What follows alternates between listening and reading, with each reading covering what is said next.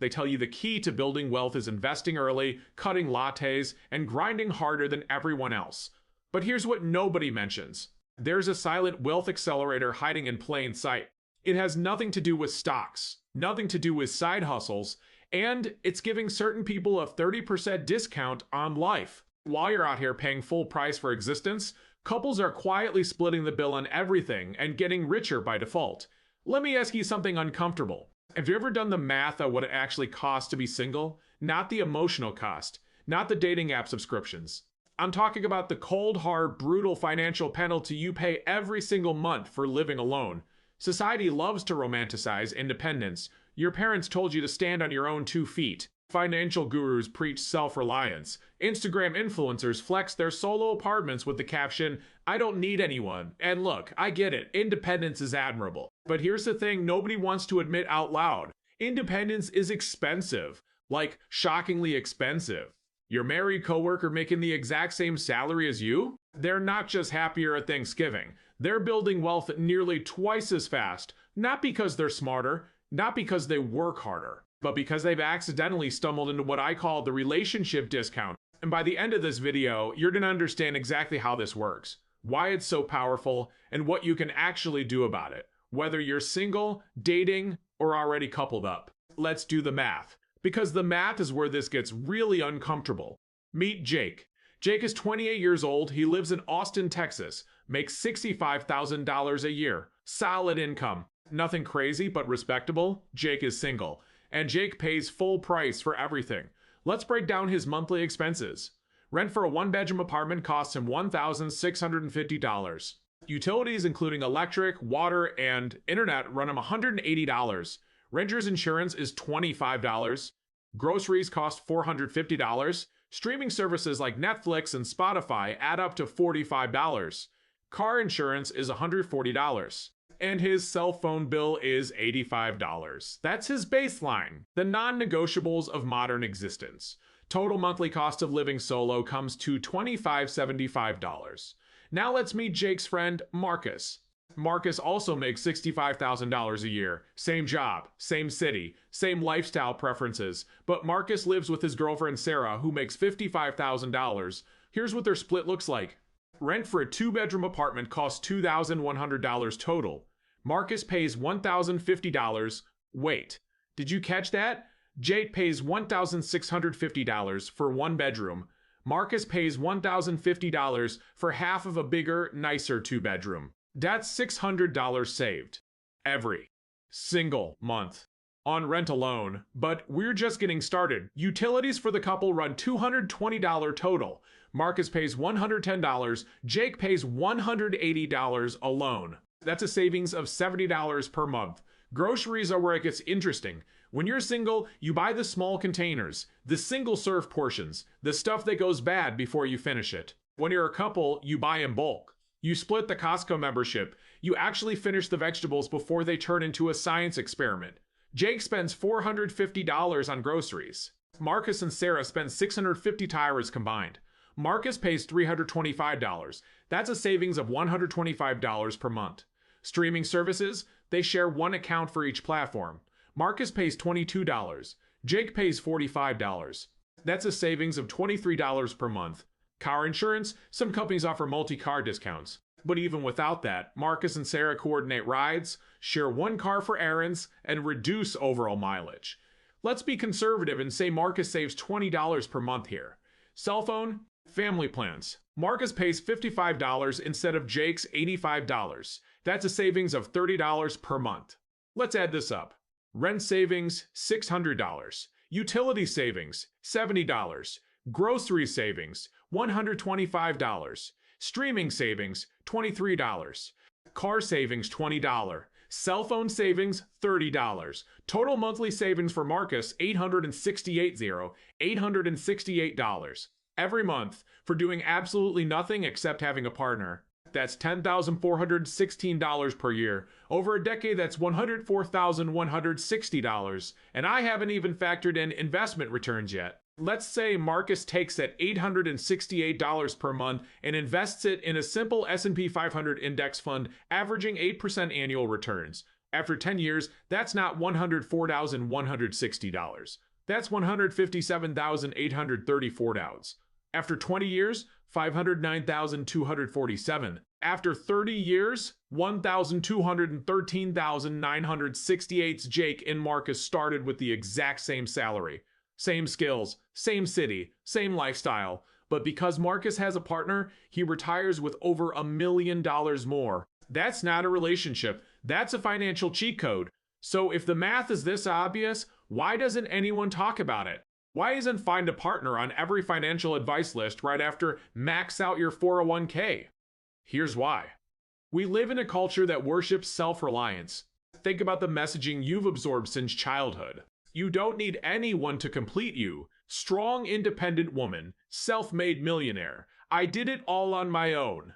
This isn't bad advice for self-esteem, but financially, it's actively working against you. The entire personal finance industry is built around individual optimization. They tell you to track your spending, build your emergency fund, maximize your Roth IRA. No one writes books called Find a Partner and Split Your Bills. It doesn't sound as empowering, but it's significantly more effective. Here's the thing. Nobody wants to admit they factored finances into their relationship decisions. Imagine being at a wedding. The best man gives a toast. And when Marcus met Sarah, he knew she was the one. Her laugh, her kindness, and of course, her ability to reduce his cost of living by 33%. Yeah, that doesn't play well. So couples stay quiet about this advantage. They don't brag about it. They might not even consciously realize it, but the money still lands in their accounts every month. Let's be honest. If you're single right now, you probably felt a little defensive earlier in this video, and I get it. No one wants to feel like they're being financially penalized for something that's not entirely in their control. Love isn't something you can Amazon Prime to your doorstep. So financial advisors avoid this topic entirely. It's too sensitive, too personal, too likely to make half their audience feel bad. But avoiding the truth doesn't make it less true. When you're single, you don't see what you're missing because you've never had it.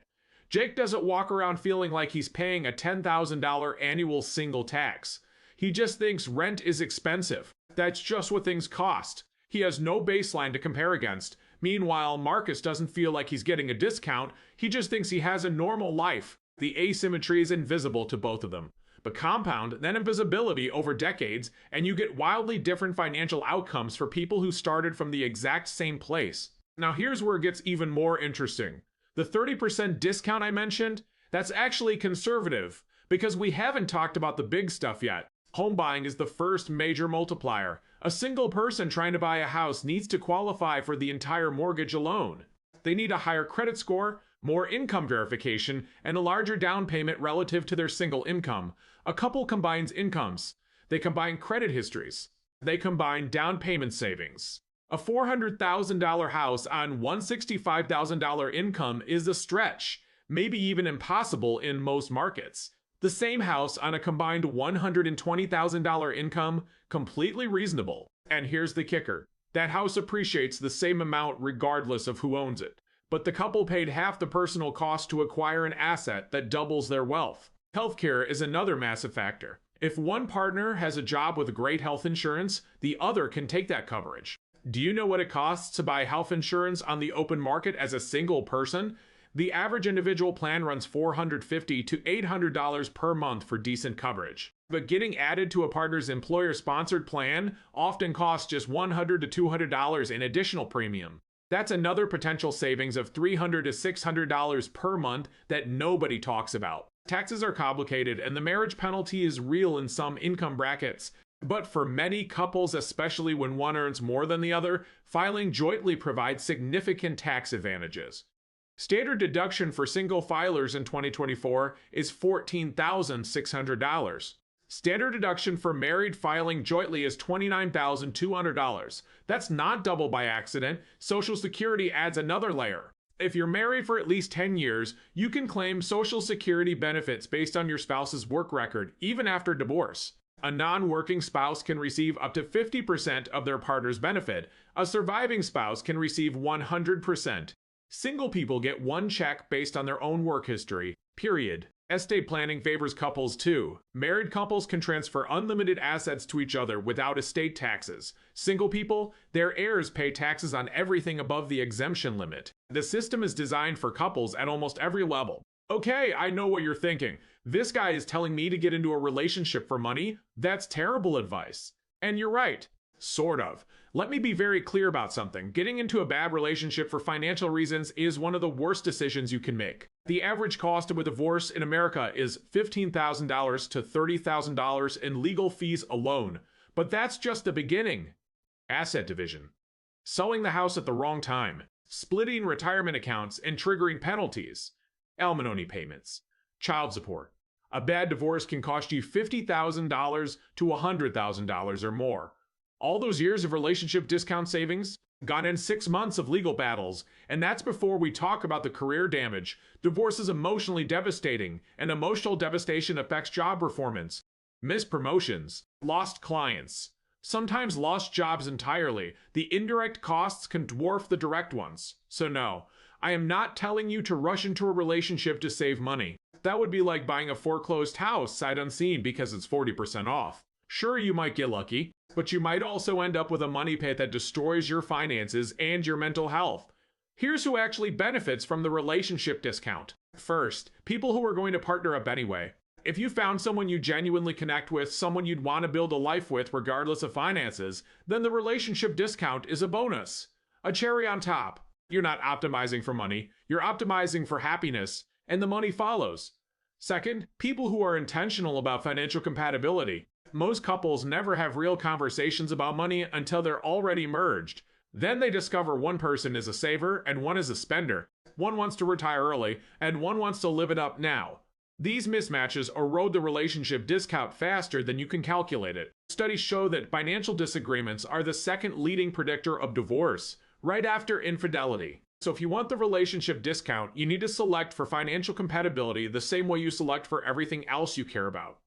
Third, people who maintain separate identities. Here's an uncomfortable truth. Some couples merge too completely. They give up their individual friend groups, their individual hobbies, their individual career ambitions. And when the relationship ends, which statistically about 40 to 50% of marriages do, they've lost everything, not just the financial benefits, but their entire identity. The smartest couples maintain the relationship discount while preserving optionality. Joint accounts for shared expenses, individual accounts for personal spending, shared investments and shared goals, but also individual career development and individual safety nets. It's a balance, and it's not easy. But it's the difference between a relationship that builds wealth sustainably and one that's a financial house of cards.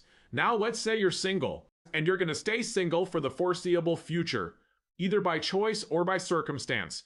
Are you just doomed to pay the single tax forever? Not necessarily. Because there's another way to capture some of these benefits without a romantic relationship. It's called strategic roommates. Yes, I know, roommates sound like a step backward. Something you did in your 20s that you're supposed to graduate from. But think about it. The core of the relationship discount isn't romance. It's shared fixed costs. A single person with a compatible roommate captures most of the rent savings, a significant portion of the utility savings, some of the grocery savings through bulk buying and shared meals. You won't get the healthcare benefits. You won't get the tax advantages. You won't get the Social Security spousal benefits. But you'll capture maybe 60 to 70% of the monthly savings. That's still potentially $500 per month, $6,000 per year, $88,000 over 10 years with investment returns. Not as good as the full relationship discount, but far better than going it alone. And here's the thing nobody talks about. The stigma around adult roommates is fading fast. In 2022, the Pew Research Center found that the share of adults living with roommates reached an all-time high. Rising housing costs are making this normal again, even for people in their 30s, 40s, and beyond. There are now entire communities built around co-living. Adults with good incomes who choose to share space intentionally, not because they can't afford to live alone, but because they've done the math and realized it's financially optimal. Here's another option for single people: location. The single tax hurts most in high-cost cities: New York, San Francisco, Los Angeles. In those places, the difference between solo rent and shared rent can be $1,500 per month or more. But in lower cost cities, the gap shrinks. A one bedroom in Austin might be $1,650 versus a shared two bedroom at $1,050 each. That's a $600 gap. A one bedroom in San Francisco might be $3,400 versus a shared two bedroom at $2,000 each. That's a $4,000 gap. If you're single and geographically flexible, moving to a lower cost area reduces your single tax exposure dramatically. You won't eliminate it, but you'll minimize it. And finally, there's the brute force approach. Just earn more money. At a certain income level, the single tax becomes a rounding error. If you make $500,000 a year, does it really matter that your rent is $1,650 instead of $1,650? Not really. The relationship discount matters most in the middle class, where fixed costs consume 50 to 70% of income, where every $500 matters. For the wealthy, it's almost irrelevant. So if you're single and you want to neutralize this disadvantage, extraordinary income is one path. Not an easy path, but a valid one. Alright, let's get practical. Let's say you buy the argument. You understand the relationship discount is real, and you want to either capture it or mitigate your exposure to it. What does the real calculus look like? First, if you're considering a long-term partnership, you need to quantify compatibility. And I don't know, do they make you laugh or do you have chemistry? Those matter enormously, but they're not financial variables. I'm talking about financial compatibility specifically. Question 1. Are they a saver or a spender? Ideally, you want someone whose relationship with money is similar to yours. Not identical, that creates blind spots, but similar. If you're a dedicated saver, partnering with a chronic spender, you won't capture the relationship discount. You'll capture the relationship penalty. Every dollar you save, they'll spend. You'll fight about it constantly. The marriage itself becomes a source of financial stress. Question 2. Do they have debt? Now, some debt is reasonable. Student loans for a degree that's paying off. A mortgage that makes mathematical sense. But if your potential partner has $50,000 in credit card debt from lifestyle inflation, that's not a discount. That's a liability you're inheriting. When you merge finances, you don't just share the benefits. You share the burdens. Question 3. What's their income trajectory? Where someone is today matters less than where they're going. A medical resident making $60,000 is on a very different trajectory than a service worker making $60,000. Not that one is better as a person, but financially, very different implications. Second, consider the break-even timeline. How long do you need to stay together for the relationship discount to outweigh the risks? Let's run the numbers. Average cost of divorce is $25,000, being conservative. Monthly relationship discount is $868 subleasing $6 and $25,000 divided by $868 equals 28.8 months. So purely mathematically, if a relationship lasts less than about 2.5 years, you might actually lose money compared to staying single.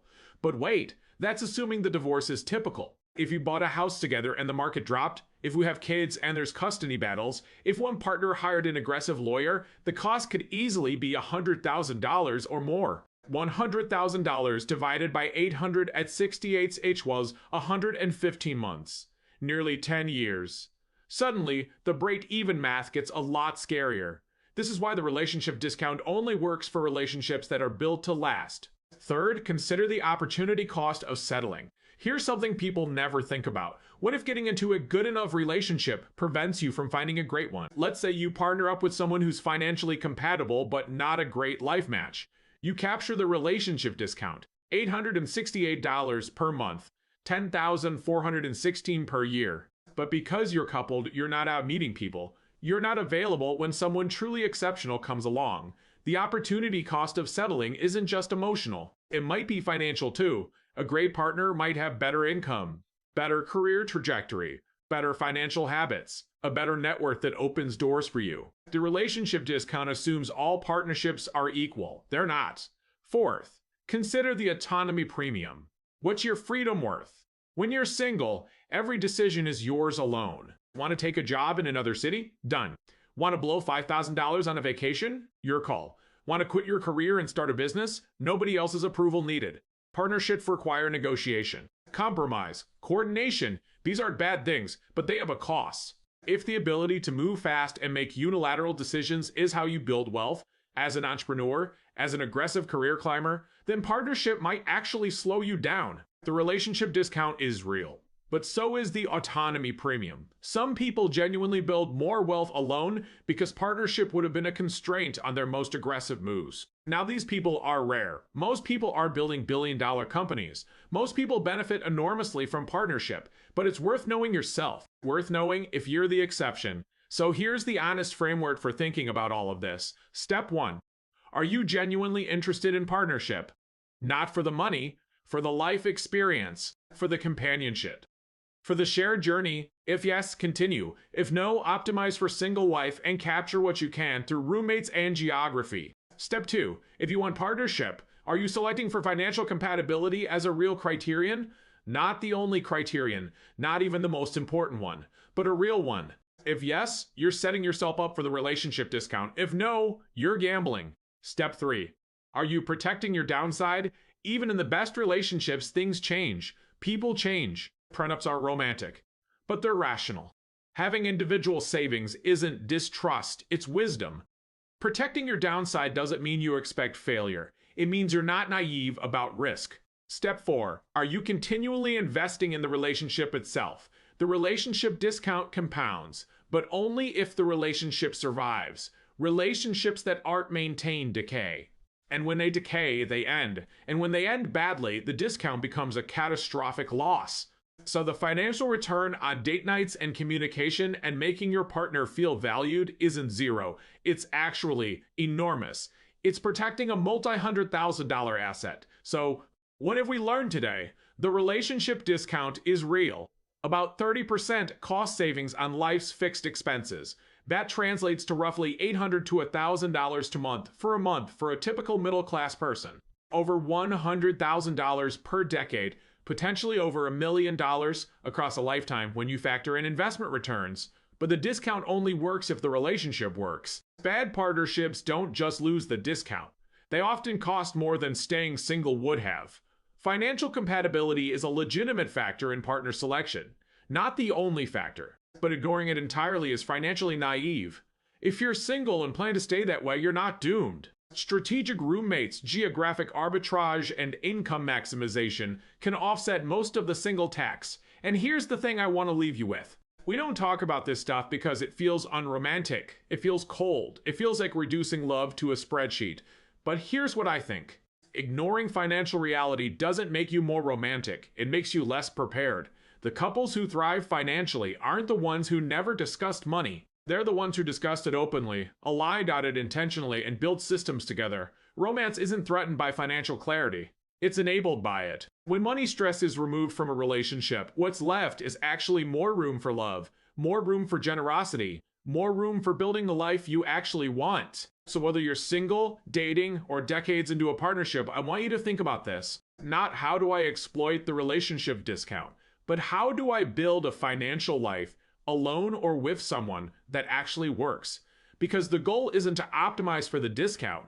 The goal is to optimize for a life you're proud of. The money is just a tool. But it's a tool worth understanding. And now you do. If this made you think about money differently, hit that subscribe button. I drop videos like this every week, breaking down the financial realities that nobody else wants to talk about. And hey, whether you're coupled up or flying solo, I'll see you in the next one.